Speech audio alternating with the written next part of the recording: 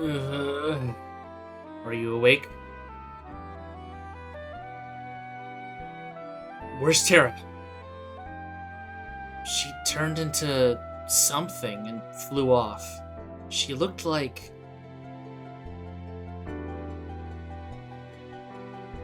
She looked like an Esper. Locke, are you okay?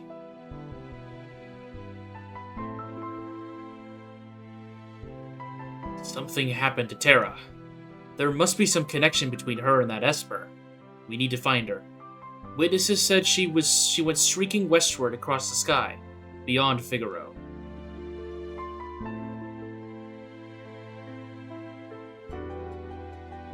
We've got to hurry. I promise I'd protect her.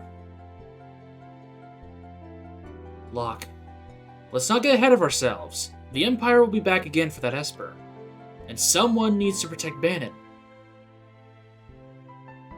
She is a former Imperial soldier, but still, we must help her. Let's split up then. Those who aren't searching for Terra will stay here to guard against further attacks. Figaro Castle can shuttle the others to the western province. It shouldn't be hard to track down clues in Kolaghan or Jador as to Terra's whereabouts. And so we must make a party to find Terra. Hello there, friends, and welcome back to more Final Fantasy VI. Last time, we defended the Esper from Kefka's forces, but unfortunately it seems like it had a reaction to Terra and she went flying somewhere. And today, we're going to be making a team to go and find her. Who do we send? Well, I'm going to go ahead and make an executive decision here. The first two party members that I'm absolutely sending are the twins. These two are some of my favorite characters in the game, and also, we haven't really got to see them in the party together outside of a very brief point in time, and I wanted to make sure that they get some time to really show off their camaraderie and their family bonds. Next, in terms of who I think should go, I think realistically speaking, Locke deserves to be here as well. Even though Locke isn't really the greatest party member in terms of utility, it seems wrong for him not to join us on this adventure. And lastly, I mean, who else? Really, it's gotta be Celeste. Celeste has gotta come with us. Not only is she well-versed in magic, which is something that cannot be overstated, but also, she has a decent connection to Terra, and I think it's worth trying to explore that a little bit. Cayenne and Gao, they will do perfectly fine here defending Bannon and Narsh, because, well, to be frank, Cayenne is a pretty strong soldier, but man, Gao is a freak of nature, and he will rip in Terra through these Imperial soldiers no problem. So, this is our team. And off we go. I went ahead and unequipped both Cayenne and Gao, so we can go ahead and put on the green beret for every character except for Celeste here, who will be wearing the Magus hat. We've also I've also equipped the Mithril Vest onto Edgar, as this is something that we got from the Hell's Rider mini-boss in the earlier segment. It's a pretty decent chest piece, and we're going to be giving it to Edgar, as he was the one that desperately needed the upgrade the most. Here in the Arvis's house, we can actually talk to both Arvis and Bannon. I heard Terra turned into a ball of light and shot away to the west. Perhaps someone at Figaro Castle saw where she went. That's our hope. Please find Terra. The future of the world rests in her hands. You know, Bannon, you probably could tend to be a bit nicer to the girl whenever she comes back. You've been kind of harsh. I understand it's fate of the world and whatnot, but come on. Also, now that Narsh is on our side, we get to freely roam through it. And that includes armor shop, item shop, relics, weapons, and everything that we could potentially get our hands on. And that also means new NPCs to talk to. First things first, this house to the south of Arvis's house has a bunch of items. Hello there, sir. That chest in the back corner is the only one that's locked. Wonder if there's a way to open it. This one? No, not that one. That's Hyper Wrist. This one's locked. Okay, well, we can't mess with that then. But I'm going to take the rest of your stock, good sir. Okay, there's a lot of stuff here. We're going to go ahead and look through this. We got 5,000 gil. We've got a lot of gil. 30,000. That's all thanks to my belt grinding, looking for the stupid The stupid enemy that drops the green beret, the satellite. So we've got a second, or third now, I think, Hyper Wrist, which is quite nice. I don't think that's really all that important. Okay, I actually don't think there's really anything else. There's a Thieves' Knife that we got. I remember that. Which is better, for sure. Gives agility +3. Interesting. Let's go ahead and equip that on Locke. Again, it's a little sad that Locke's defenses are pretty weak, despite, you know, the fact that I'm using the Genji Glove and whatnot. It's gonna make him a little difficult to keep alive, because he's in the front row and enemies hit, like, a truck, but hopefully he should be okay in terms of dealing damage. Sorry, sir, I'm kind of in your way, aren't I? Magic? I don't believe in that nonsense. Should I tell him, or should you? Whatever. Let's see what you're doing, sir. This city is warmed by the heat of our steam engines. The building on the far right holds all the treasures I've collected over the years. Take them, before the Empire does. One of the boxes is locked and won't open, though. It's too bad. I think that one had something good inside. Well, you know, we could always just pull a Sabin and kick it down and see what happens. Narsh is a neutral city. We've taken no part in the war, yet we're still not spared from the Empire's aggression. Well, unfortunately for you, sir, you have now taken part in the war by defending the Returner's leader, so, buckle up. Here's the armor shop. We get Mithril Shield, Magus Hat, Bandana, Iron Helm, Silk Robe, and Iron Armor. In terms of anything here, I think really what I should look at is the Mithril Shield, as it is a strict upgrade for most characters here. So we're gonna go ahead and just optimize everyone here. Oh, I do not want Celeste wearing the iron stuff, though. Optimization in this game, whenever you click the button, mostly goes for as high defense, in terms of armor at least. It goes for the highest defense possible, but that's not always the best option, so just be keen on that. Hit a guy. Oh, there you are. Hello there, sir. Figaro Castle can burrow through the sand all the way to the west of Culligan? That's incredible. I thought that was a secret. I guess not anymore. Magic's real, I tell ya. See, that guy's got it. The only thing that Esper's brought us is trouble with the Empire. Curse the day they dug up that freakish thing. I guess it's not really its fault, but I guess that is true. I saw me some Mooglets playing with one of my old big old Yetis the other day. Of course, no one believes me. I wouldn't believe you either. Yetis? Moogles are real, but Yetis? I don't know about that, pal. Okay, now we're in the relic shop. Sprint shoes is the only thing we have not bought here. And I am not wasting 1,500 gil on sprint shoes. Eventually, I'll probably get around to buying it, but for right now, nope, not doing it. I mean, I've got money to spare, but still. Weapon shop? What we got? Greatsword, Mithril Claws, Kotetsu. If you're gonna bring Kyan along on this adventure, this might not be a bad choice, but I'm not gonna worry about it, because again, his attacks that I care about scale off of strength, and that's not gonna help me here. Chain Flail, Moonring Blade. Ooh. So, okay, the Chain Flail, when it comes to Celeste, is a little interesting, as this is one of the very few weapons in the game that she cannot use Runic with. There's only 3 or 4 weapons, if I remember right, that Runic cannot be applied with, and this is one of them. So be careful if you're going to grab this for Celeste. The Moonring Blade is actually not a bad buy here, especially since I'm going to be bringing Locke along. This can allow him to attack from the back. You know what? Screw it. I'm going to buy 2 of these. I'm going to give him both of these. I know we just got the Thieves' Knife, which could help. Knife that sometimes steals from an enemy, so whenever you attack, there's a chance that you will steal from them too. But the Moonring Blade, not only is it fairly strong, but it will actually allow me to put Locke in the back row, and he won't really lose out on too much damage. Obviously, he loses out on a little bit of agility and some extra stats, but I think that's okay. We obey the Elder's will. Oh, sir? City's warmed. Okay, you're the steam engine guy. Oh, where'd you go? The buildings are making it difficult to track NPCs.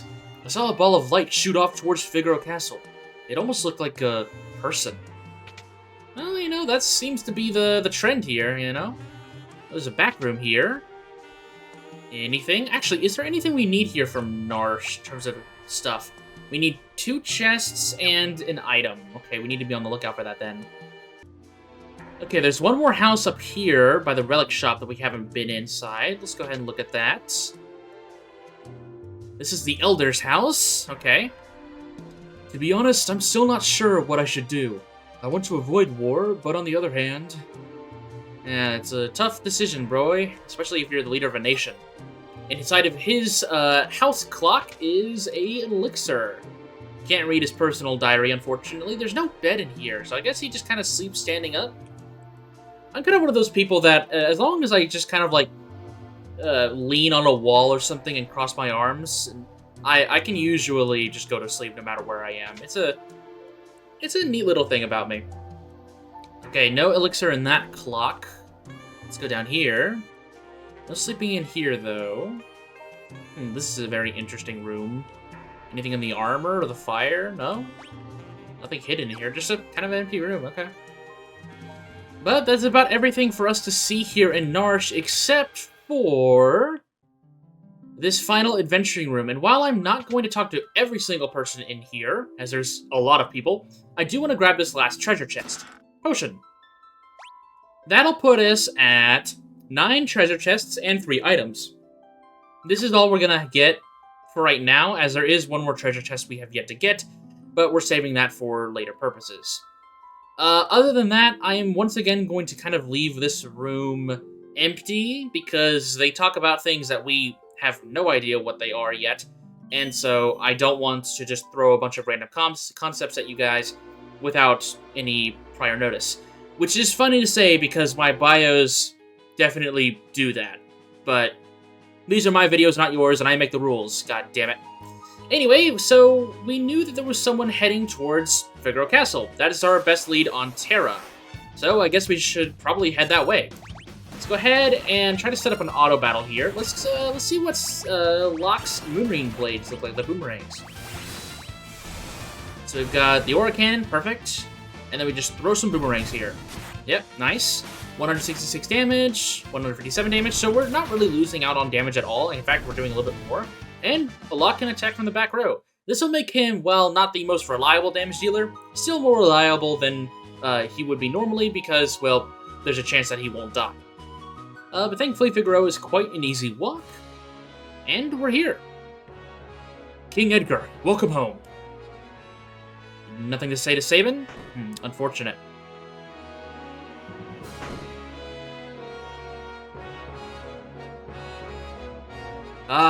This is just like old times. I'm gonna wander around for a bit. Alright, yeah. So this is actually our first time being able to kind of wander around with Edgar in the party around Figaro Castle. If you were to go to any of the shopkeepers here...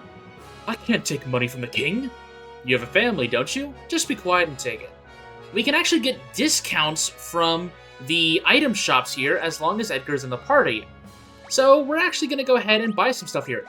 We have Flash and Drill, which are 2 new tools that we have not come across just yet, and you need to have completed the Narshe combat sequence in order to get them.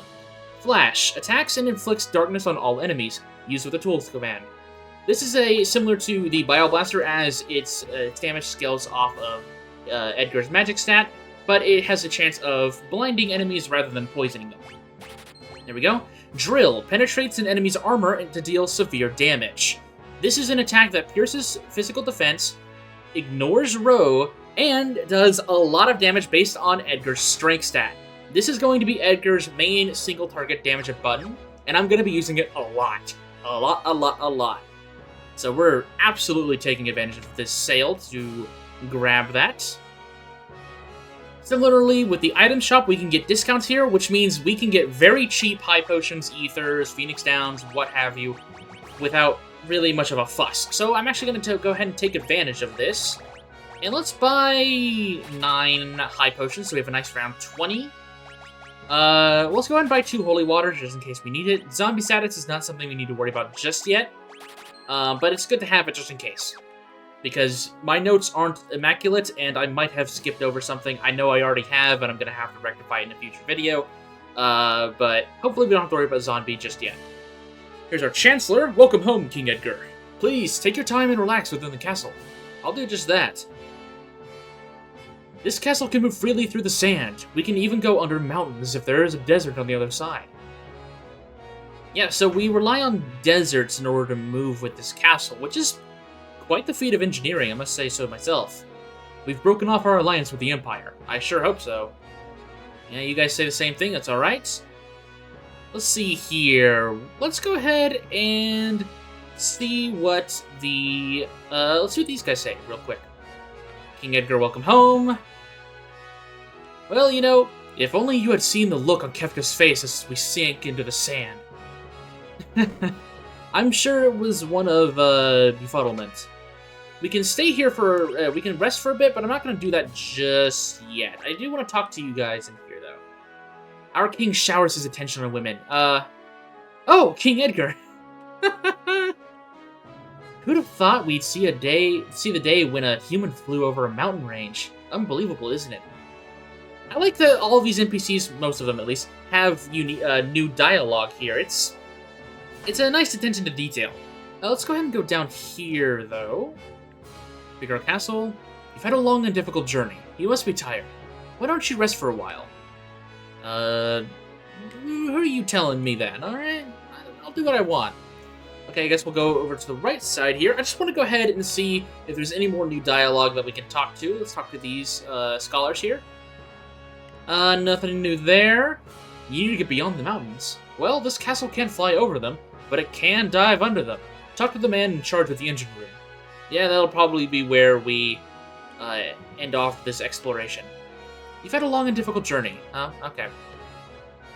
Seems like we're being kind of blocked by our own guardsmen. We cannot go to the other rooms. So I guess we'll just go ahead and take their advice and take a nice rest.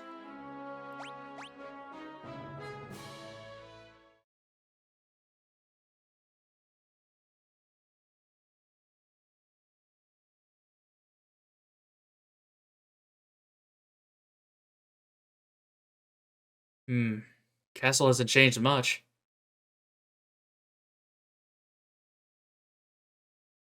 And yet, it's different. Mom and Dad are gone. Nothing could really ever be the same. Not after what happened.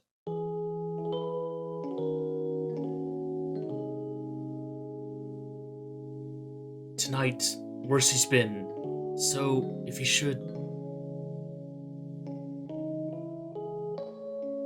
No, you're wrong. It's not true. Priestess, the king, he's... Sabin! Sabin!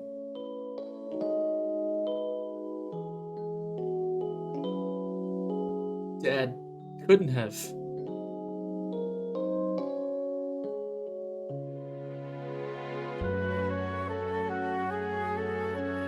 Edgar. So, Dad didn't make it. Edgar, there you are. Your father just said he would entrust Figaro to the two of you. Those were his final words. You all make me sick. Everyone's saying that the Empire had Dad poisoned. And the only thing you can think about is who will be the next king. No one's even sad. None of you probably cared when Mom died after we were born either. That's not... You're just as bad as the rest of them. Sabin. Empire of murderers! They won't get away with this!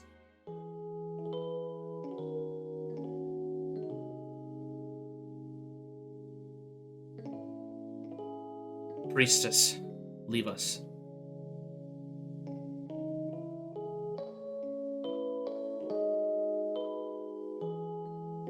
Let's leave this place. Let's forget this crazy kingdom and live our lives how we want to. You said you didn't want to be a king, right? A life of freedom, huh? What do you think would happen to Figaro if both of us left? There'd be no one to take the throne. Dad was counting on us to take care of the kingdom. Sabin, let's settle this with the toss of a coin. Dad gave me this one. If it's heads, you win. Tails, I win. The winner chooses whichever path he wants. No regrets, no hard feelings, okay? Here we go.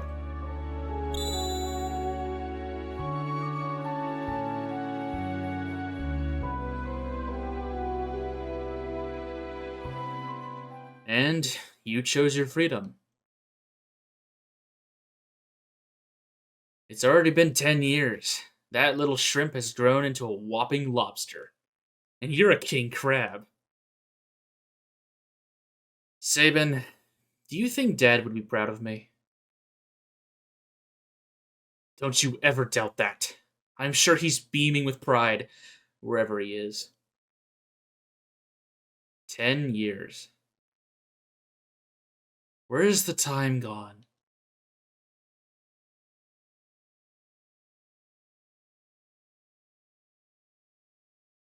Here's to a couple of confused grown-ups.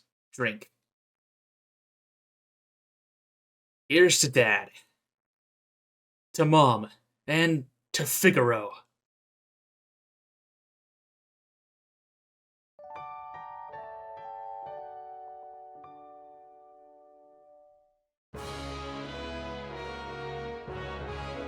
What a beautiful moment. That cutscene can only be seen if you bring Sabin and Edgar here to Figaro and rest up. But, with enough of that, I think it's time that we head over to Culligan.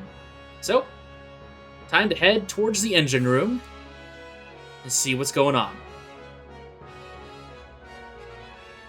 Lots of orders to submerge this month.